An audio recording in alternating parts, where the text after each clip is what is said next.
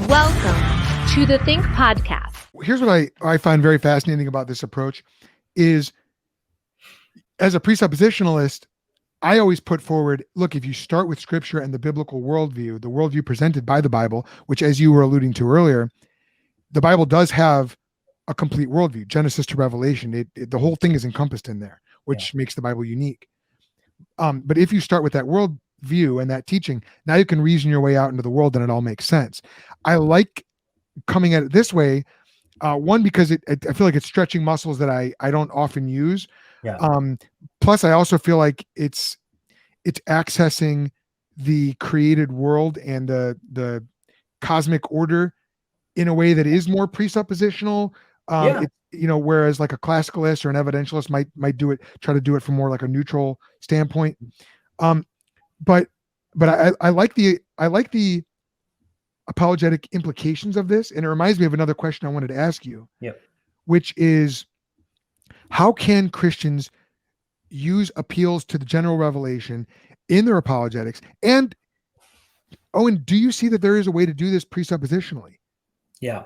So I think presuppositionalism is correct, and I think that there are classical approaches who would say, "Hey, that's just what we've been doing the whole time. It just means that you recognize you have assumptions." So I tend not to wade into like, I'm going to figure it out between the classical and the presuppositionalist. I say, hey, great guys, you've got arguments. I want to hear them. Cool. About this stuff. But I think presuppositionalism is right. And I have a book where I study Van Til, reason and worldviews. And what it's noticing is that thinking has an order. And so if you say something like, the earth is 1 billion years old, well, in that sentence are about 15 presuppositions that we need to look at. I just made a number up, but you got to look at those presuppositions, and they always come back down to your basic belief about what's eternal. I think all the world views, all the world religions can be categorized by what they say is eternal in the place of God. So for that reason, I think you're right. I think it's a very important apologetical tool because it helps us learn to think in that order and get back to a fact that Paul gets to over and over in his witness, which is you've put something else in the place of God. So how might an apologetic argument from general revelation work if it were to be done presuppositionally? Well, I would start with the role of reason in knowing anything. Remember how earlier you were talking about somebody who you realized they didn't even hold the unity of Scripture. Yeah. And so, you're right. You can't continue forward then quoting Paul if they don't even hold, maybe they're like Marcion and they don't think Paul is part of Scripture. Right. So I'd start with the most basic thing, which is that we can know things by reason. And then from there, the next step I would say is the first thing that reason tells us is something is eternal. And the second thing is it's not me. So I would go in an order like that to what's eternal and what isn't eternal, specifically God. And I think I'd get all the attributes that the Schröter catechism mentioned. But apologetically and existentially, here's where it would get to your audience, which is, what do you think is eternal? Normally, I would start with that. I would start with a question. I wouldn't start just with a 10-hour lecture about what's eternal. I start with, hey, what do you think has existed from eternity? Okay. Well, I don't know. No one really knows. It's very hard. Oh, so you don't believe the reason can know things? It's interesting because even that sentence is a claim that we're using reason to know things, right? You use reason to figure out that you can't know things. Right. So usually you start like in apologetics, that kind of Socratic method of asking the other person. The idea that the universe, the cosmos itself exists contingently, needs a beginning, needs a cause. Those are all Christian presuppositions, though. As a non-Christian, why couldn't I just say, look, I don't know how it works, but maybe we are in this endless time loop somehow.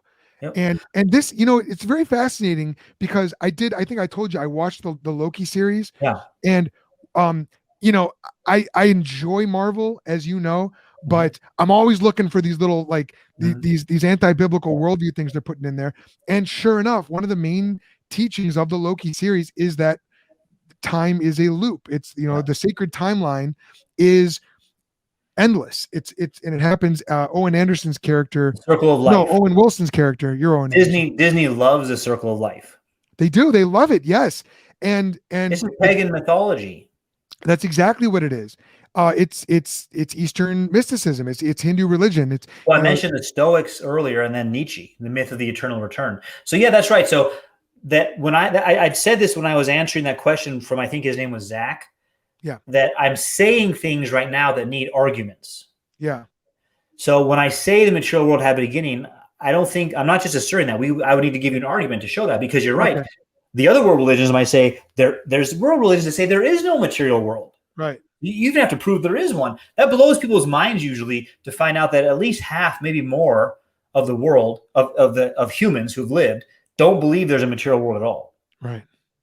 So we It's take all it for Maya. granted. It's all an illusion. Yeah, we take it for granted here, but that's simply not a premise they would grant. So I've been saying a lot of things here for our purposes that, yeah, you need to give an argument to show that. And that's why I begin with reason, because if arguments don't get us to reality, then none of that matters. So there need to be some agreed upon presuppositions or premises, right? I mean, this is all going to be person relative, because if we are speaking to an Eastern religion adherent and they believe that all the physical world around us is simply Maya, it's all an illusion. Yeah. There are going to be ways to deal with that presuppositionally. Yeah. Prior You to have to know your going world. I mean, it's presumptuous anyway to say that I know the truth and I'm going to give it to you when I don't even know the other worldviews that are out there as possibilities, right? Right. How presumptuous of me. So yeah, you should get to know what are the worldviews and how are they categorized. And that's why I said I think the best categorizing way is by what they claim is eternal. You know, that's really good. And it reminds me of a video that I recently watched of Greg Bonson from the early 90s, maybe late 80s. I think it was Greg Bonson. And he talks about how the world religions, no, who was it? Maybe it was in a book I was reading.